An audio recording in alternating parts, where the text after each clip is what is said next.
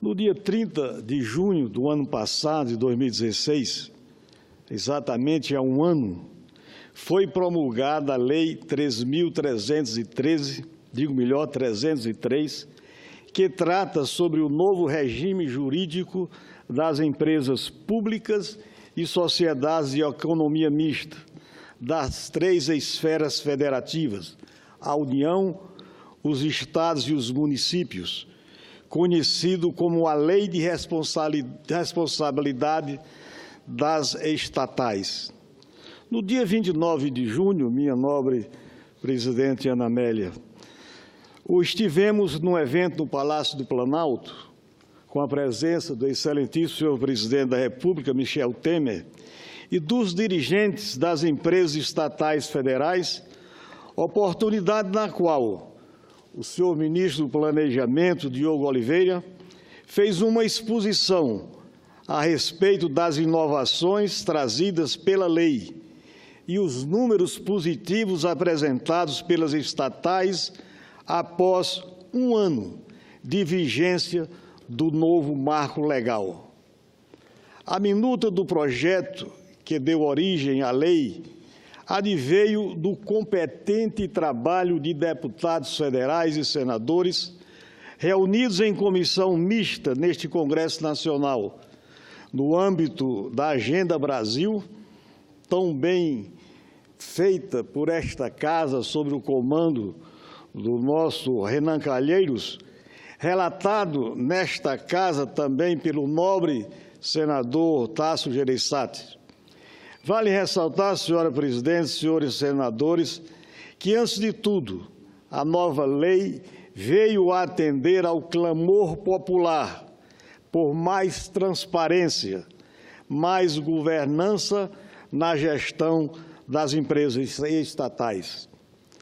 Essas empresas, como é do conhecimento de todos, senhoras e senhores senadores,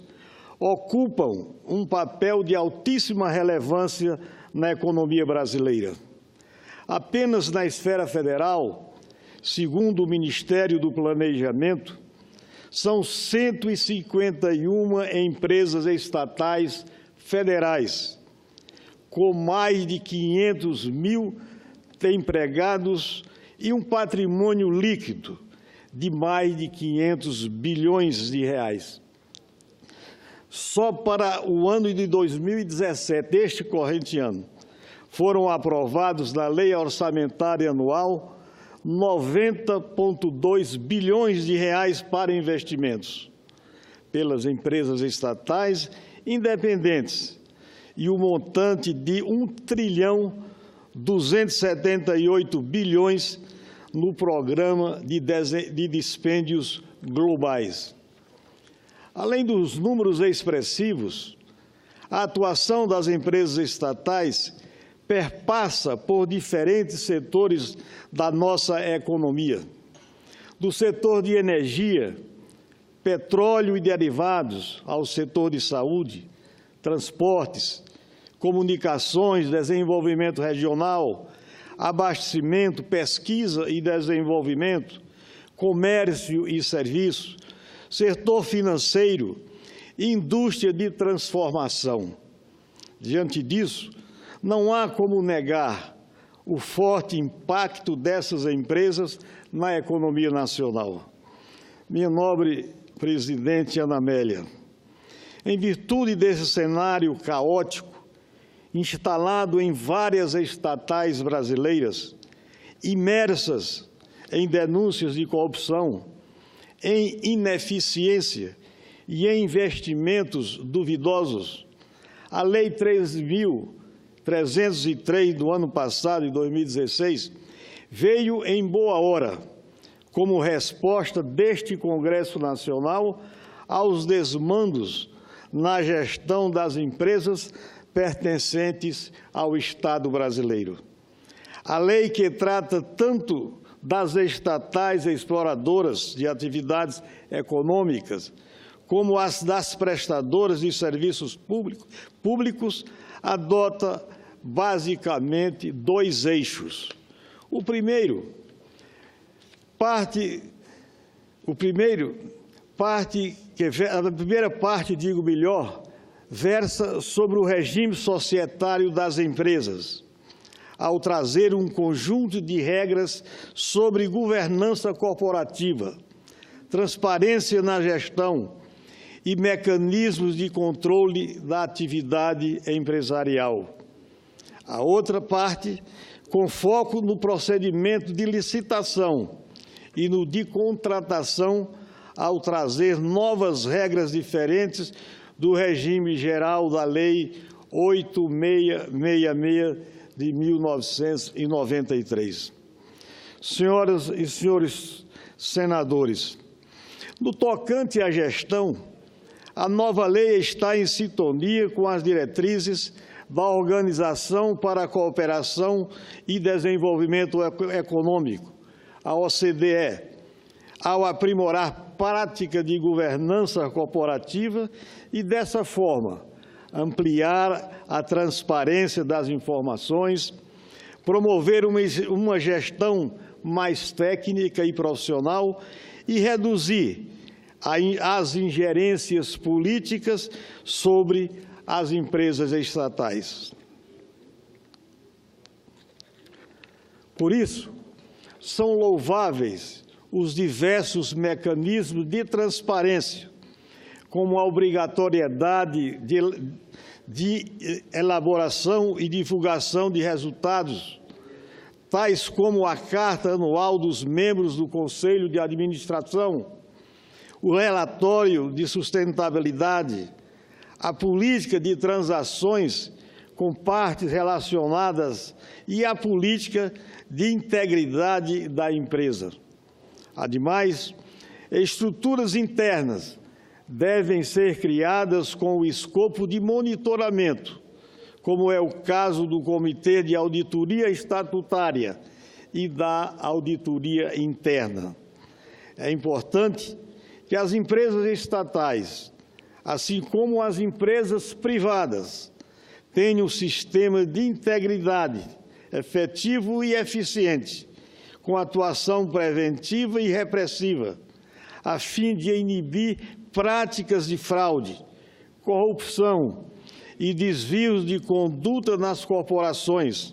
ao corresponder ao Código de Ética da própria empresa. Senhora Presidente, senhoras e senhores senadores, segundo a linha dos meus pronunciamentos anteriores aqui nesta Casa,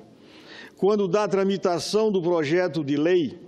o fortalecimento das empresas estatais passa pela mudança na forma da indicação de diretores e de membros dos conselhos de administração.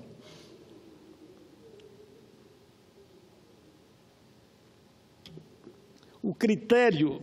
norteador das indicações deve ser o perfil técnico dos postulantes e, de preferência, devem ser nomes do próprio quadro da empresa. Alguns requisitos, de outra parte, do que se refere a vedações impostas pela Lei 13.303 de 2016, são extremamente saudáveis,